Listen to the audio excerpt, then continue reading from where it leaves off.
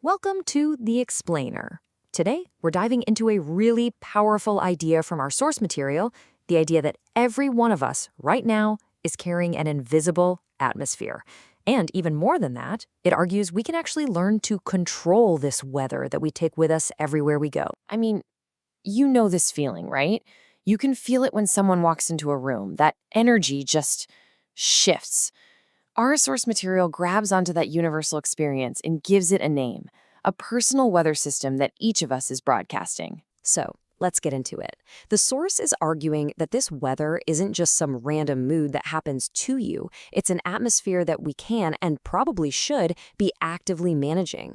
We're going to break down its guide to becoming the master of your own spiritual climate. Okay, first up, the atmosphere you carry. Now, to get started, you have to know this isn't some new age concept.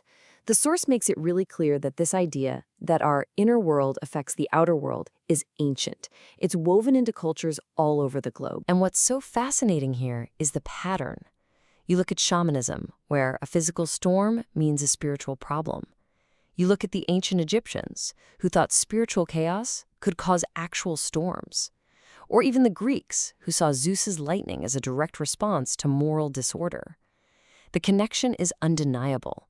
The weather outside has always been seen as a kind of mirror for the spiritual world inside. Section 2, Weather Control as Warfare. Okay, here's where things take a pretty sharp turn. This whole idea isn't presented as some gentle, feel-good self-help. No, it's framed as a spiritual battleground.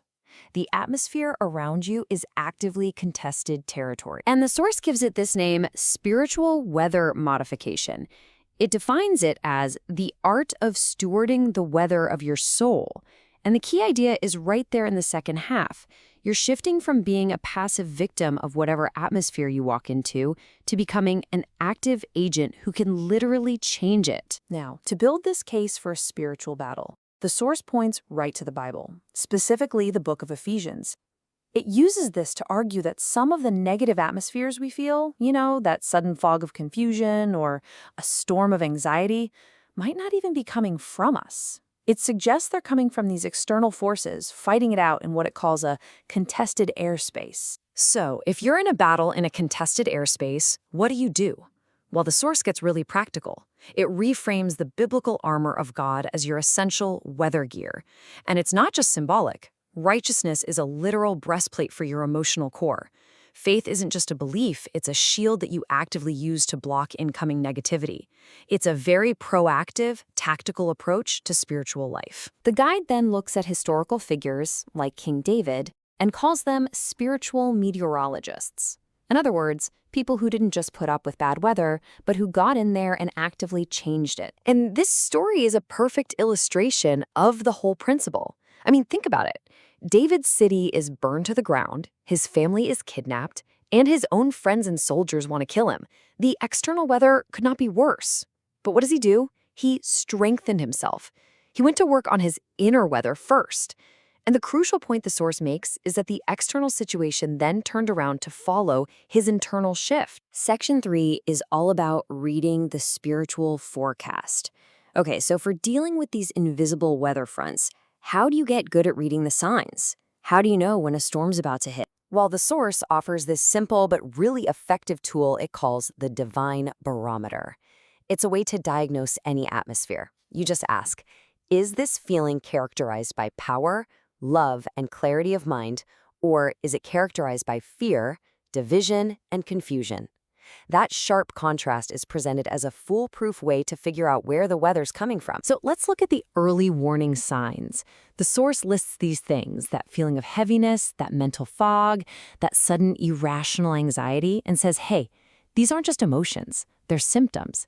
They're like a sudden drop in barometric pressure that tells you a storm is on the way.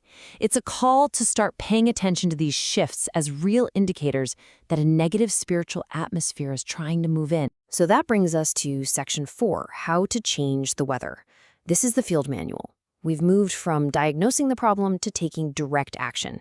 You've detected a storm front moving in, so what do you actually do about it?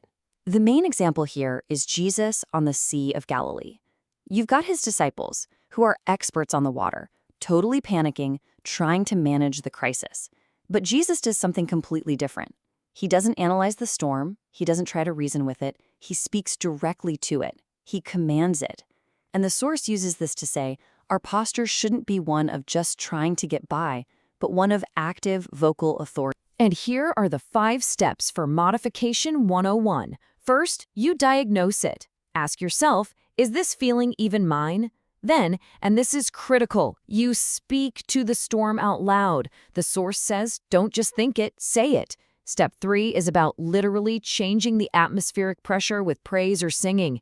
Then you play defense. Guard the gates of your mind. Be ruthless about what you let in. And finally, you make it a daily discipline. You clothe yourself in that spiritual weather gear every single morning. And all of this leads us to the final section. You are the gatekeeper. Honestly, this is the most empowering part of the whole thing.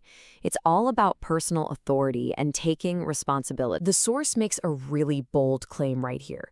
Your natural default setting is peace. That means any storm, any anxiety, any confusion is a deviation. And if that's true, it becomes your job to be the gatekeeper, to actively stop your inner world from being pushed into storm mode.